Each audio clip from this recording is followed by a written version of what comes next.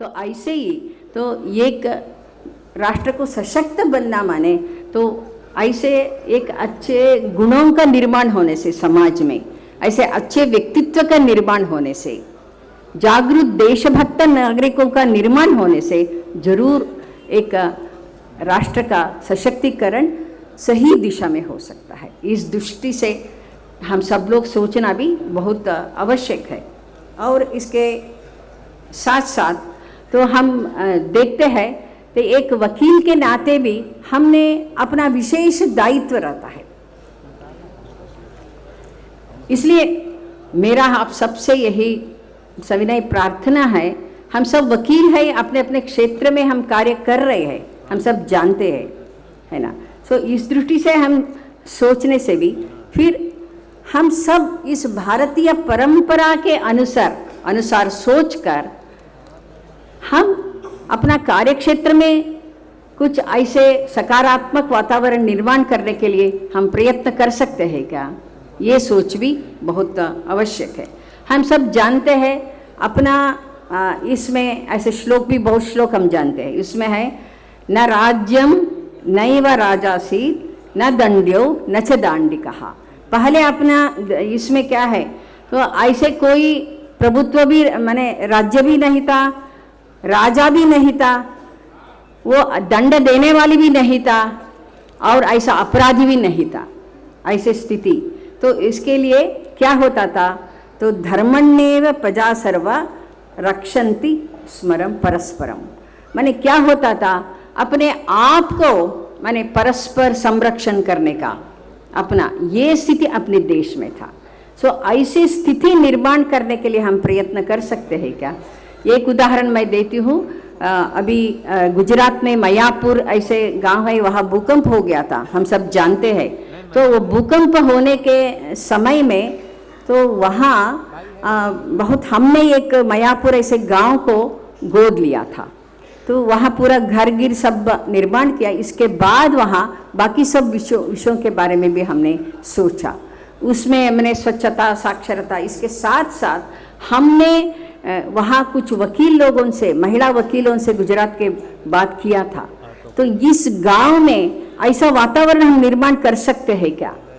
मैं छोटे छोटे विषय के लिए कोर्ट के इसमें नहीं जाना, ऐसे कुछ सोच सकते हैं क्या, ऐसे हमने प्रयत्न किया था। ये बहुत अच्छा हो गया उनको सहयोग के कारण।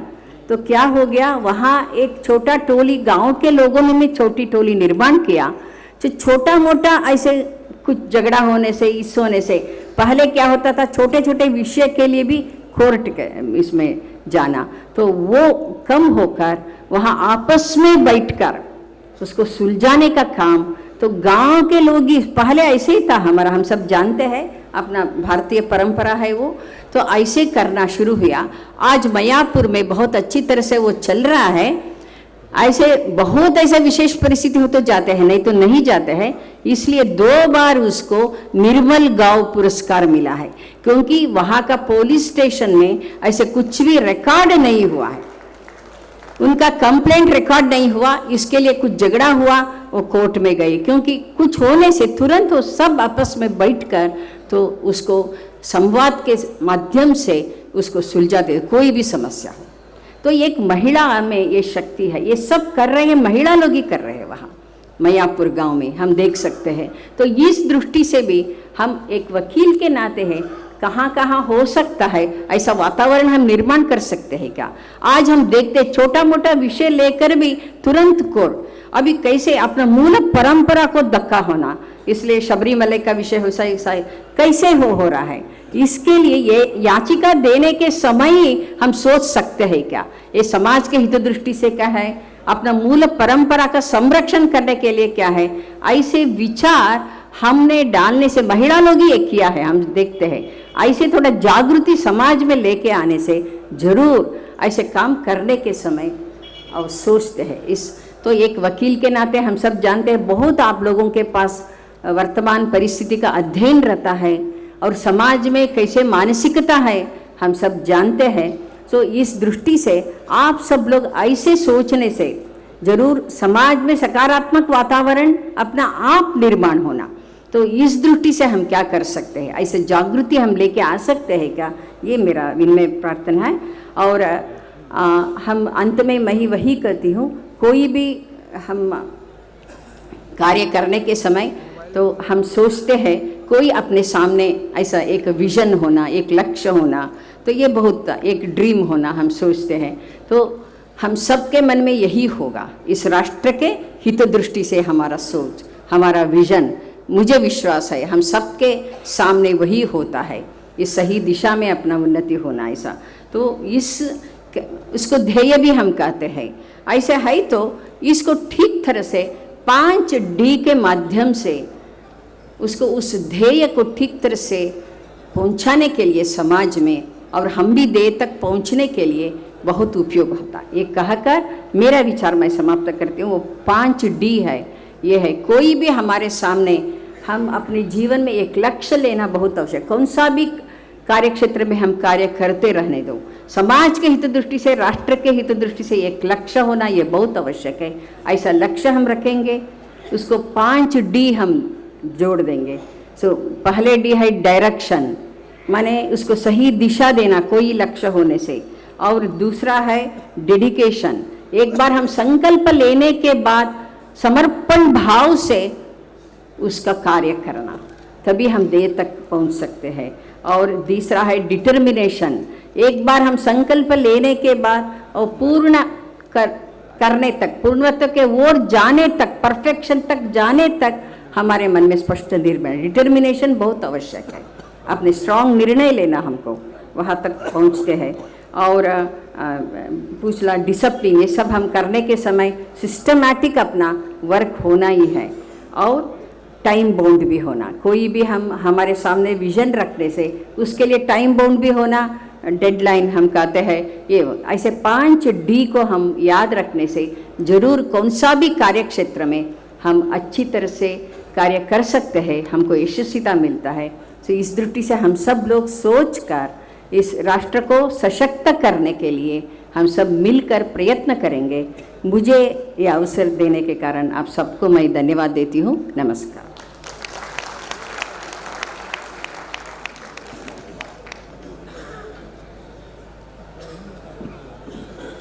एक त्रुटि के लिए क्षमा चाहूँगी। आदरणीय वंदनीय शांता अक्का जी का कार्य क्षेत्र पूरा विश्व है, सिर्फ नागपुर ही नहीं। शांता अक्का जी, आपके इस प्रभावशाली व्यक्तित्व के लिए, वक्तव्य के लिए बहुत बहुत धन्यवाद। आशा करती हूँ कि हम सभी को इससे काफ़ी प्रेरणा मिली होगी। अब मैं आमंत्रित करती हूँ श्रीमती रेखा पांडे जी को, जो सुप्रीम कोर्ट में एडवोकेट ऑन रिकॉर्ड है, कि वो आकर अपना कंक्लूडिंग स्पीच दें।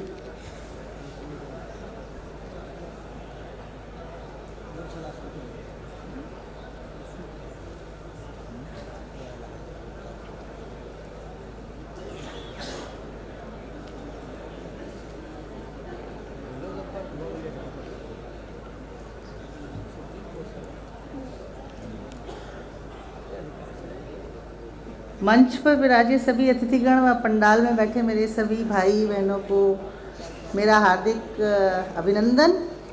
और मुझे कार्य सौंपा गया है कि आप सबका धन्यवाद भी दूं, तो धन्यवाद मैं थोड़ा बाद में दूं, मतलब उसको मैं थोड़ा सा आगे के लिए रखती हूँ। और आज का अच्छा, इसमें एक हमारा आज के प्रोग्राम में एक संध्या, हाँ, हमारे एक अतिथि हैं संध्या वर्मा जी, सॉरी, उनको स्मृति चिन्ह देने के लिए कौन आएंगे, आप बताइए। मैं आमंत्रित करती हूँ संध्या वर्मा जी को कि वो मंच पर आकर शांता अक्का जी को स्मृति चिन्ह देकर धन्यवाद करें।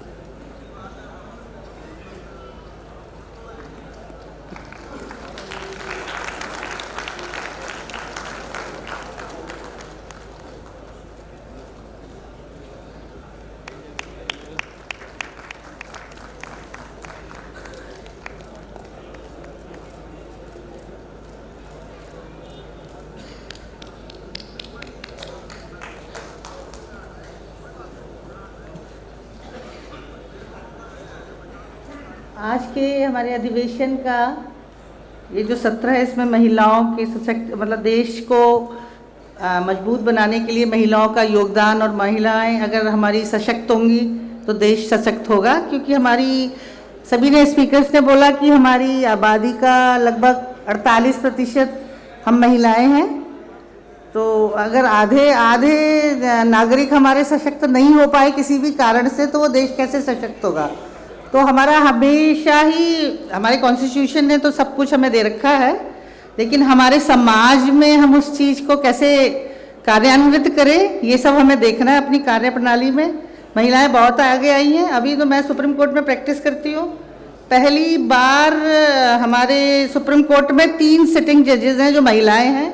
उनका नाम है justice Mrs R Bhanumathi, justice Miss Indira Banerjee ji, justice Miss Indu Malhotra ji. Indu Malhotra ji तो सीनियर एडवोकेट थी सुप्रीम कोर्ट में, हमारे साथ ही प्रैक्टिस कर रही थी, और उनको उनकी योग्यता के अनुसार उनको ये अपॉर्चुनिटी मिली। तो इस टाइम 3 जज हमारे सुप्रीम कोर्ट में महिलाएं बैठी हैं, तो ये हमारे लिए बड़ा प्राउड मोमेंट है। तो सब तरह तालियां बजा के अधिवक्ताएं स्वागत करें। आज 3 है तो कल कितनी होंगी, आगे हम आगे आएंगे तो हमें सब अपॉर्चुनिटी मिलेगी प्रॉपर। अच्छा, और ये जो महिलाओं का हम मतलब महिला किसी भी क्षेत्र में है, जरूरी नहीं, अब गांव की महिला भी अपना बहुत योगदान दे सकती है अपने गांव को सुधारने में। जैसे बताया नागालैंड का उदाहरण, या कैसे आतंकवादियों को मेन स्ट्रीम में लाया गया, क्योंकि महिला में जो बुद्धि शक्ति, धन शक्ति, बाहु शक्ति, जो हमारी वंदना जी ने, शांता काजी ने बताया, तो उसका कैसे उपयोग हो सकता है। तो जरूरी नहीं कि पढ़ी लिखी महिला ही आगे आकर देश को सशक्त बना सकती है। एक साधारण महिला जो एक गांव में बैठी है, उसमें भी ये सारी शक्तियां मौजूद हैं, और वो अपनी शक्ति को अगर उस गांव के सुधार में ही उसको लगाया, उपयोग किया जाए, तो वो गांव का नज़ारा ही बदल जाएगा। तो जितने जैसे आतंकवादी क्षेत्रों में महिलाओं का उपयोग हुआ है, और कैसे वो यंग बच्चों को आतंकवादी गतिविधियों की ओर जा रहे थे, उनको कैसे मेन स्ट्रीम में लाया गया, तो ये हमारी अक्का जी ने बताया, शांता अक्का जी ने। तो इसमें अगर देश इन सब चीज़ों से जूझ रहा है, आतंकवाद भी एक बहुत बड़ी समस्या है, तो ये बहुत बड़ा उदाहरण है कि जरूरी नहीं है कि एक हम समझते हैं कि एक पढ़ी लिखी महिला ही देश को ऊपर ले जा सकती है। एक साधारण महिला घर में जो बैठी है, घर के काम कर रही है, वो भी इतना बड़ा योगदान दे सकती है देश के उत्थान और ऊपर लाने के लिए। इसका उदाहरण हमारे पास आया है। ये सत्र बड़ा सफल सत्र रहा है, और मैं सबको कॉन्ग्रेचुलेट करती हूँ, धन्यवाद देती हूँ। हमारा ये जो 15वीं नेशनल कॉन्फ्रेंस है, ये बहुत अच्छी निकली है। सबका पार्टिसिपेशन बड़ा सराहनीय रहा है, सबका योगदान, और इसके लिए मैं सबको ही कॉन्ग्रेचुलेट करती हूँ, सबको धन्यवाद देती हूँ। हम सब उसके मतलब हम सबका हिस्सा उसमें रहा है। कोई एक व्यक्ति के करने से कोई कार्यक्रम अच्छा नहीं होता, सबका योगदान होता है, तो तभी कोई अच्छा कार्यक्रम हो पाता है और जो सफल होता है। तो इसी के साथ मैं आपको हमारे स्टेज पे बैठे हुए सारे हमारे मंच पर विराजे सभी अतिथिगण व पंडाल में सब बैठे भाई बहनों का हार्दिक धन्यवाद देती हूँ, और आगे अच्छे विचार लेके जाएंगे समाज में, तो अच्छे कार्य भी करेंगे, और हमें बड़ी प्रेरणा मिलती है। कुछ आइडियाज़ जो हमारे विशेष अतिथि आते हैं वो देते हैं, वो उनको हम कार्यान्वित करें अपने अपने क्षेत्र में। इसी के साथ मैं आपका धन्यवाद देती हूँ। Thank you. मैं रेखा जी का धन्यवाद करती हूँ, और आमंत्रित करती हूँ अल्पना श्रीवास्तव जी को कि वो मंच पर आकर रेखा जी का सम्मान करें स्मृति चिन्ह देकर।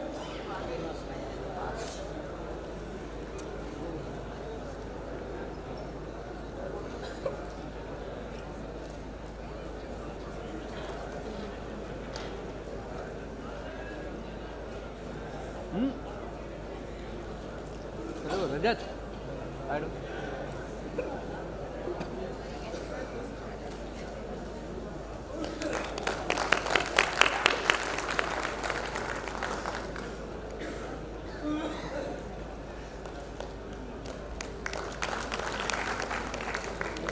अधिवेशन का ये 7वां सत्र यहीं समाप्त होता है। एक इम्पॉर्टेंट इन्फॉर्मेशन है कि कृष्ण पहल जी कुछ आवश्यक सूचनाएं देने वाले हैं, तो प्लीज़ अपने स्थान पर बैठे रहें।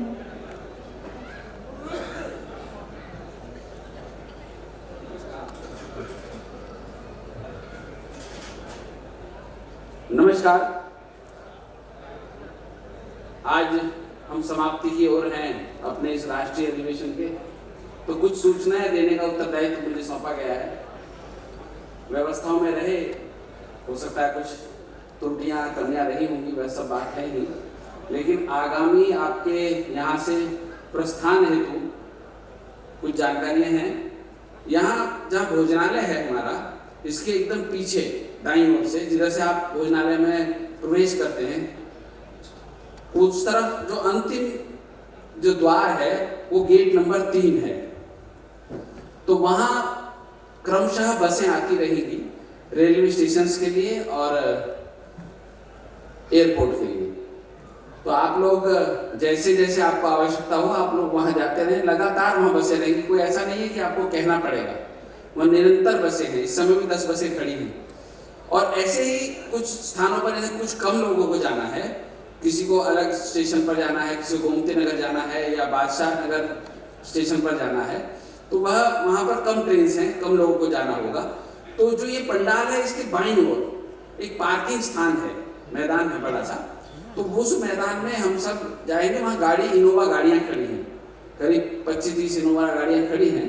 तो वो जैसे आवश्यकता होगी आप सबके लिए उपलब्ध रहने वाली हैं। तो आप सबको जैसे जैसे प्रस्थान करना हो तो आपके लिए छूट है, आप लोग उस हिसाब से जा सकते हैं।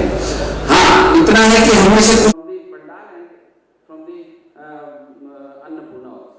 Thank you. सफलता उनके चरण छू रही है। वो स्वयं एक नए भारत की जो इबादत कर रही हैं, वो अनुकरणीय है, वो प्रशंसनीय है। वो केवल अपनी ही एक सफलता की मिसाल कायम नहीं कर रही हैं, वो दूसरों के लिए भी एक ऐसी नज़ीर पेश कर रही हैं जिसे कि हम उनके कदमों को उनको आगे बढ़ाने के लिए उनकी सहायता करनी है, उनको पीछे से हमें सपोर्ट देना है। हम ये देखें कि इस प्रकार से लाखों और करोड़ों जो महिलाएं इस प्रकार से आगे आ रही हैं, इतना आसान नहीं है। उसमें उन्हें बहुत संघर्ष झेलने पड़ रहे हैं, उन्हें बहुत धमकियाँ झेलनी पड़ रही हैं। एक सेवा ग्रुप का मैं आपको उदाहरण बताती हूँ कि ये इसका शुरुआत गुजरात में हुई, और जब ये शुरुआत हुई थी तो ये उन पिछड़ी हुई महिलाओं के लिए, उन दलित महिलाओं के लिए हुई जो कि फ्रूट वेंडर्स थी, फ्लावर वेंडर्स थी। उनको बैठने के लिए मार्केट में स्थान नहीं मिलता था क्योंकि वो बहुत गरीब थी। पुलिस के द्वारा उन्हें प्रताड़ित किया जाता था, म्यूनिसिपैलिटीज़ के द्वारा उन्हें लाइसेंस नहीं दिया जा सकता था, दिया जाता था कि वो अपने सामान को बेच सकें। ऐसे में सेवा इस संस्था ने सेल्फ एम्प्लॉयड वुमेन्स एसोसिएशन के द्वारा सुप्रीम कोर्ट में इसके लिए गुहार लगाई, और तब सुप्रीम कोर्ट के द्वारा म्यूनिसिपैलिटी को डायरेक्शन दी गई कि इनको कोई मार्केट प्लेस उपलब्ध कराया जाए जिससे कि वो अपनी आजीविका चला सकें, अपनी 2 टाइम की रोटी जुटा सकें। और आज वही सेवा आज इतना बड़ा ग्रुप, इतना बड़ा संगठन बन गया है कि उसके अपने बैंक्स हैं, महिलाओं को वो लोन दे रहे हैं, महिलाओं के सहयोग से ही बैंक खोला गया है और बहुत अच्छी प्रकार से लोग प्रगति के मार्ग पर चल रहे हैं। खबर ले लिया एक दूसरा उदाहरण, ये हमारे ग्रामीण ऐसे अंचल जो बहुत पिछड़े हुए दूर दराज के क्षेत्र हैं, जहाँ तक हमारे मुख्य समाचारों के कोई पहुँच नहीं है, ऐसे ऐसे क्षेत्रों में जहाँ महिलाओं के साथ घरेलू हिंसा है, यौन शोषण है, बाल शोषण है, वहाँ तक कोई पहुँच नहीं पा रहा है। उनकी खबरों को कौन आगे लाए? वहीं की महिलाओं, वहाँ रहने वाली महिलाओं को उनको संगठित किया गया है, उनको साहस दिया गया है और वो आगे साहस कर रही हैं आगे आने का। और वहाँ के जो क्षेत्रों के शोषण की और अत्याचार की घटनाएं हैं, अब इस खबर ले ये जो अखबार है दिल्ली के NGO द्वारा शुरू किया गया, वो उसके द्वारा इन समाचारों को आगे ला रहे हैं और उनको रोकने का पूरा प्रयास किया जा रहा है। आज जहाँ हजारों में पहले इसके पाठक थे, अब इसके लाखों में पहुँच चुके हैं। ये डिजिटल हो चुका है और ये शुरुआत जो इसकी हुई थी इस उत्तर प्रदेश से हुई, चित्रकूट से हुई और ये सारा अवध के एरिया से हुई। आज इसके जो YouTube पर सब्सक्राइबर्स हैं 2 लाख सब्सक्राइबर्स हैं। तो इस पिछले हुए अंचल से और इस ग्रामीण अंचल ने जो भारत के विकास में एक सहयोग लाया है, एक नई क्रांति लाई है, उसकी अगर हम शुरुआत देखें तो ये हमारे पंचायती राज सिस्टम से जुड़ती है। 73rd and 74th constitution amendment में हमारे हुए और उसके द्वारा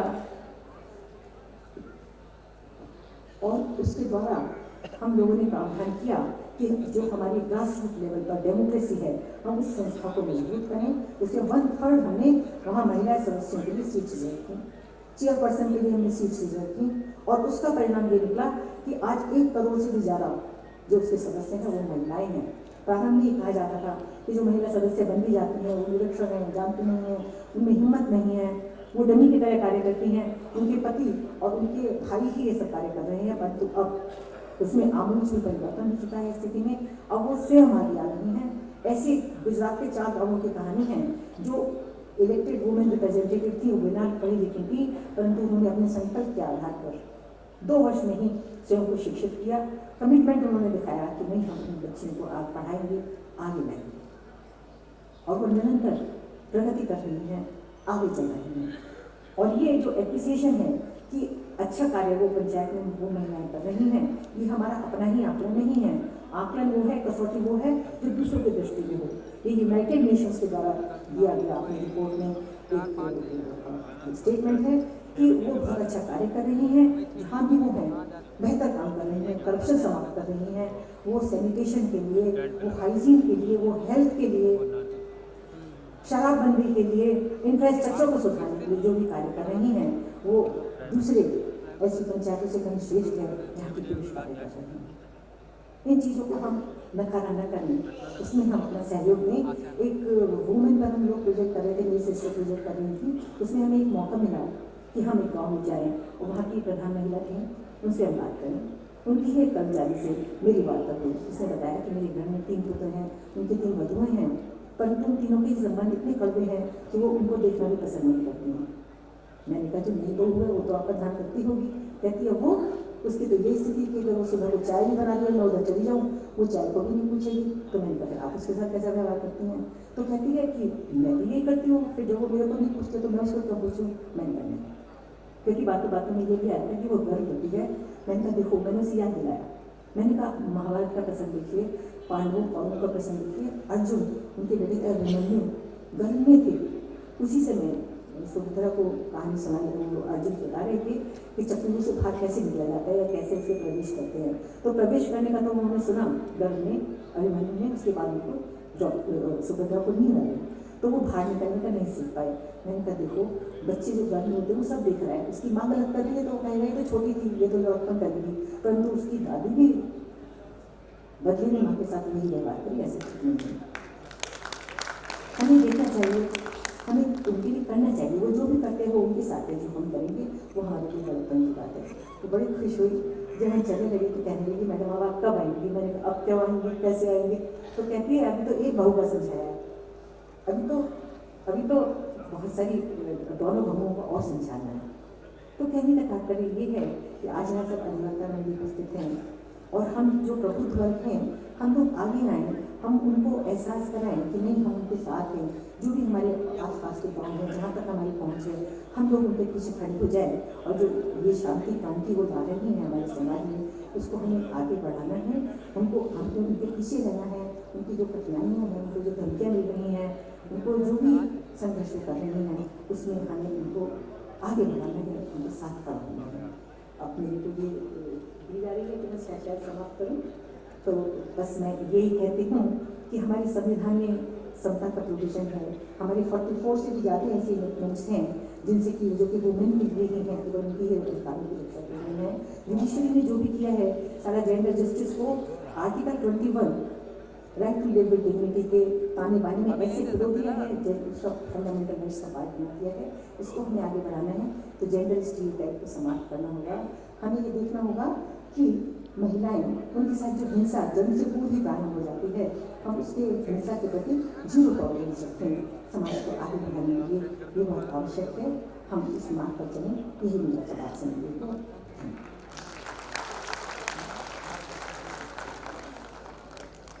धन्यवाद डॉक्टर जसप्रीत रिटायर्ड विजयलक्ष्मी जी, आपके महत्वपूर्ण मार्गदर्शन के लिए। मैं अब घनश्याम जी को बुलाना चाहूँगी जो एडवोकेट है गोरखपुर से, वह मंच पर आकर स्मृति चिन्ह लेकर विजयलक्ष्मी जी का सम्मान करें।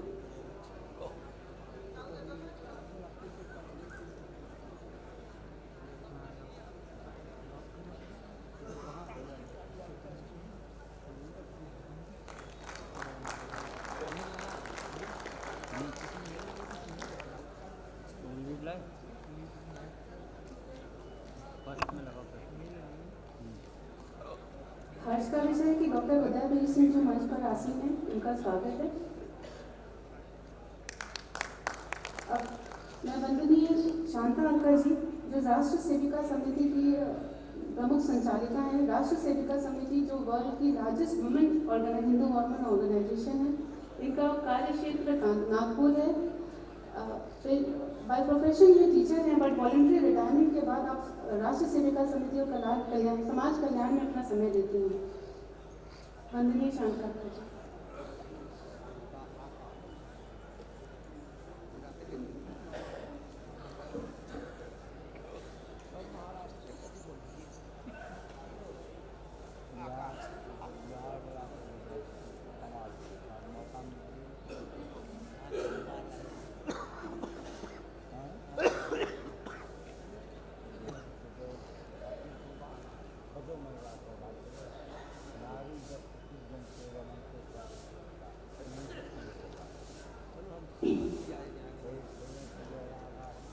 माननीय गीताताई, माननीय विजयलक्ष्मी जी, अन्य मंच पर उपस्थित और सामने भी उपस्थित गणमान्य भाई और बहनों,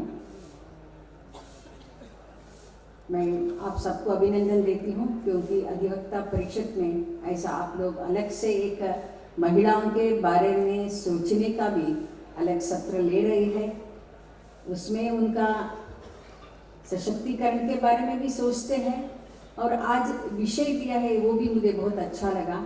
मैंने राष्ट्र का उन्नति में, सशक्त राष्ट्र का निर्माण में महिलाओं की भूमिका क्या है, ये बहुत अच्छा लगा। क्योंकि हम सब लोग हमेशा सोचते हैं इस पूरा राष्ट्र में 50% हम महिलाएं हैं,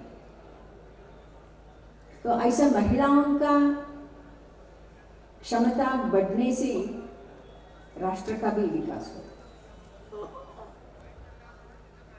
और अपना क्षमता बढ़ने के बाद व्यक्तिगत जीवन में भी उनका विकास होता है, और सभी क्षेत्र में वो आगे आ सकते हैं। पहले के भूमि का टुकड़ा नहीं है, उसमें रहने वाले लोग भी हैं। ऐसा व्यक्तियों का युक्त भूमि को ही हम राष्ट्र कहते हैं। उसमें ऐसा एक इतिहास है, एक परंपरा है, ये सब लोग रहता है। इसके कारण राष्ट्र का सशक्तिकरण, राष्ट्र सशक्त होना माने किसका भूमिका होता है, किसका जिम्मेदारी होता है, किसका कर्तव्य होता है, वह रहने वाले नागरिकों का। ऐसे एक महिला के नाते हम भी इस राष्ट्र के एक नागरिक हैं। इसलिए एक जागरूक नागरिक के नाते हम सबको सोचना राष्ट्र के विकास दृष्टि से बहुत आवश्यक है। यह हमारा कर्तव्य भी है। एक राष्ट्र का विकास कैसे होता है, हम सब जानते हैं। 3 शक्तियों के ऊपर वो निर्भर रहता है। एक वहाँ रहने वाले नागरिकों का बुद्धि शक्ति, धन शक्ति और बहुशक्ति। इस राष्ट्र का विकास इसमें निर्भर होता है। तो अपने देश में बहुत विशेषता है, हम ये तीनों शक्तियों का जिम्मेदारी महिलाओं को ही दिया है। अपने ऋषि मुनियों ने, अपने पूर्वजों ने बहुत अच्छी तरह से सोच कर ये तीनों जिम्मेदारी, तीनों कर्तव्य किसको दिया है? 3 महिलाओं को ही दिया। हम सब जानते हैं बुद्धि शक्ति की आराध्य देवता माँ सरस्वती है, और धन शक्ति का आराध्य देवता माँ लक्ष्मी जी है, और बहुशक्ति का आराध्य देवता माँ दुर्गा माता है। वो तीनों माने ये तीनों शक्तियों का प्रतिनिधित्व माता ये तीनों करें। माने अपने पूर्वजों में, अपने श्रेष्ठ ऋषि मुनियों में ये विश्वास था, ये तीनों शक्ति महिलाओं के पास में है, तो इसका नेतृत्व महिलाओं के पास में है, तो ये तीनों शक्ति का उपयोग सही दिशा में जाएगा। ये बहुत आवश्यक है।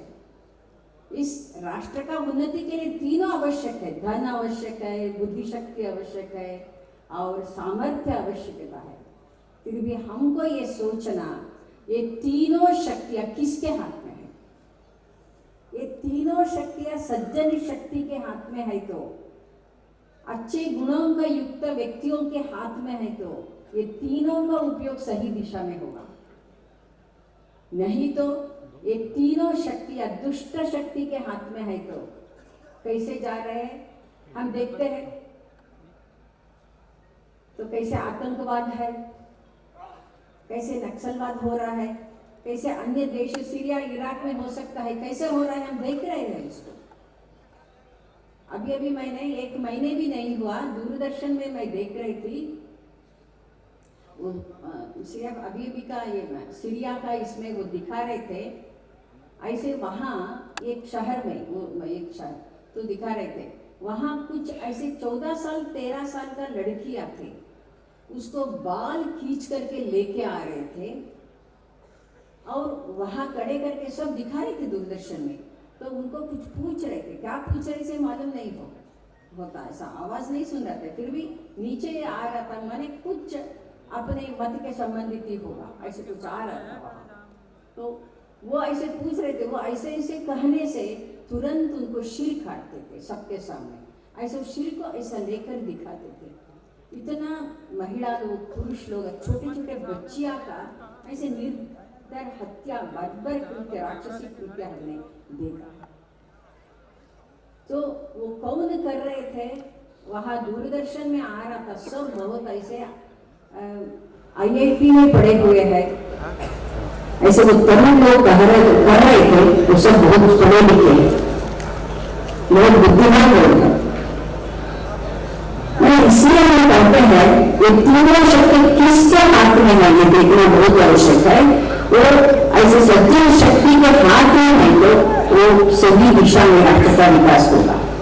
तो ऐसे सही दिशा देने वाले में महिलाओं का भूमिका विशेष है, हम सब जानते, क्योंकि माताओं में, महिलाओं में सहज गुण है मातृत्व भाव। अभी बताया मानवीय काल में ये नेचुरल इंस्टिंक्ट है, प्रेम विश्वास है, इसके माध्यम से किसी में भी अच्छा परिवर्तन वो लेके आ सकता है, ये बहुत आवश्यक है। तो मैं एक उदाहरण देना चाहती हूँ। अभी नागालैंड में अपनी राष्ट्र सेविका समिति की एक सेविका तहसीले, उनको अभी नारी शक्ति कुंभ में पुरस्कार मिला, पहले भी पुरस्कार मिला है, मुजस्विनी वो पुरस्कार सब तो मिला उनको। तो वो नागालैंड में प्रधान आचार्य है एक विद्यालय में, इसके साथ साथ वहाँ हम सब जानते हैं, तो कहाँ वहाँ के तरुण लोग मैंने कैसे थोड़ा विद्रोह में है, आतंकवाद में है, हम सब जानते अलग नागालैंड होना ऐसा। तो उस समय उनके मन में विचार आया, मैं इसलिए ये उदाहरण इधर दे रही हूँ। तो वहाँ के तहसीली ने थोड़ा कुछ लोगों से कैसे बात करेंगे, कैसे उनका हम ठीक कर सकते हैं, तरुण शक्ति को कैसे ठीक कर सकते हैं, वो कैसे काउंसलिंग दे सकते हैं, वो विचार कर रहे हैं। उस समय वहाँ के कुछ वकील लोगों का, महिला वकीलों के साथ भी उनका संपर्क हुआ। तो ऐसे कुछ महिला वकील को बहुत अच्छी तरह से सोचा, उसका बाकी लोगों के साथ भी उनका संपर्क हुआ, सब लोग ऐसे एक टीम बना दिया वहाँ। तो इसके माध्यम से क्या है, वहाँ के कुछ लोग मैंने ऐसे कुछ गलत रास्ता में जाते थे, उनमें हम सब जानते हैं तरुण पीढ़ी में बहुत एनर्जी रहता है, शक्ति रहता है। तो इन्होंने वो ऑब्जर्व किया, तो बाद में उनको किस में रुचि है वो देखा फार्म में, इसके अनुसार उनको ट्रेनिंग देने के लिए प्रयत्न किया। कुछ लोग खेल में बहुत अच्छे थे, तो अच्छी खिलाड़ी हो सकता है वो। कुछ लोगों को जरूर पढ़ने में बहुत रुचि थे, तो उसको पढ़ाई के लिए प्रोत्साहन दी। ऐसे देखकर उनमें कौन सा शक्ति है उस देखकर उनको अलग अलग प्रशिक्षण दिया इसके कारण वो उसको प्रोत्साहन दिया, एनकरेजमेंट दिया, तो इसके कारण क्या हो गया, वो अपने गलत रास्ता भूलकर बहुत अच्छी तरह से अभी मेन स्ट्रीम में आ गया। वो अपने अपने इसमें एक ऐसे खिलाड़ी का कबड्डी हो सकता है, नहीं तो फुटबॉल हो सकता है, उसका कैप्टन भी बन गया है वो उनका। तो पहले वो आतंकवाद में पिछले 1 साल के पहले वो आतंकवाद गुट में था, तो अभी वो एक ऐसे फुटबॉल टीम के कैप्टन बन गए हैं, कबड्डी टीम के कैप्टन बन गए। ऐसे उनमें इतना परिवर्तन आ गया, उस तरुण तरुणियाँ दोनों थे उसमें, तो मेन स्ट्रीम में आ गया है। यही मैंने कहा महिलाओं के इसमें ऐसे अपना मातृत्व भाव हो सकता है, अपना तीनों शक्ति का उपयोग करने का, सही दिशा देने का शक्ति उनमें रहता है। तो अंतर्विहित शक्ति को हम पहचानने से जरूर हम सभी को सही दिशा दे सकते हैं। तो ये बहुत अच्छा काम चल रहा है। तो मैंने इसलिए वहाँ के अपना सभी लोग विविध क्षेत्र में करने वाले लोग भी बहुत सहयोग दिया है। इसलिए हम सब जानते हैं हम अलग अलग क्षेत्र में हम काम कर रहे हैं, फिर भी हम सबका ध्येय एक ही है, इस भारत को परम वैभव स्थिति को लेके जाने का यही ध्येय है हम सबका। सो इस दृष्टि से मैं महिला हो सकती हूँ, नहीं तो एक पुरुष हो सकता है, फिर भी हम सबका क्षमता का, शक्ति का उपयोग कौन सा दिशा में होना, ये हम सोचने से और दूसरों को वो दिशा देने का हम प्रयत्न करने से अपने अपने कार्यक्षेत्र में जरूर हम इस राष्ट्र का उन्नति के लिए हम सब लोग मिलकर वो प्रयत्न कर सकते हैं। इसलिए अपना दक्षिण में हम एक ललिता सहस्रनाम हम बोलते हैं। इसमें एक पहले यही रहता है, वाक्य रहता है। तो पहली श्लोक है, श्री माता श्री महाराज्ञी श्रीमत् सिंहासनेश्वरी चिदाग्निकुंड संभूता देवकार्य समुद्यता। यहाँ कहते हैं मैंने महिलाओं में, मैंने महिला का वर्णन ही है, पार्वती देवी का वर्णन ही है, शक्ति का वर्णन है। वहाँ वो क्या हो सकती है, एक महिला माने वो श्री माता को बन सकती है। सो माता से श्री माता बनना तो कैसे हो सकता है, ऐसे कार्य से। अभी मैंने उदाहरण दिया, मैंने ऐसे महिलाओं का प्रयत्न के कारण गलत रास्ता में जाते थे, आतंकवादी बन गए थे, ऐसे बहुत तरुण लोग अपने मेन स्ट्रीम में आ गया। तो ये विशेष जिम्मेदारी है।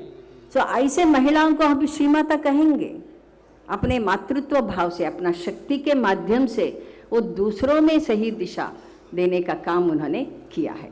तो ये माता श्री माता बन सकती है। इसलिए उसमें ये है माता श्री महाराज्ञी। तो कब हो सकता है, चिदाग्निकुंड संभूता। तो चिदाग्निकुंड शब्द, चिद अग्नि माने एक हमारा मन में एक अज्ञान हो सकता है, स्वार्थ का अज्ञान हो सकता है, उसको त्याग का यज्ञ कुंड में हम समर्पित करने से, स्वार्थ से त्याग के ओर हम जाने से जरूर हम श्री माता बन सकते हैं। कोई भी, ये बहुत विशेष है। माने बाई से उठकर हम तक जाना हमको, तभी हम श्री माता बन सकते हैं।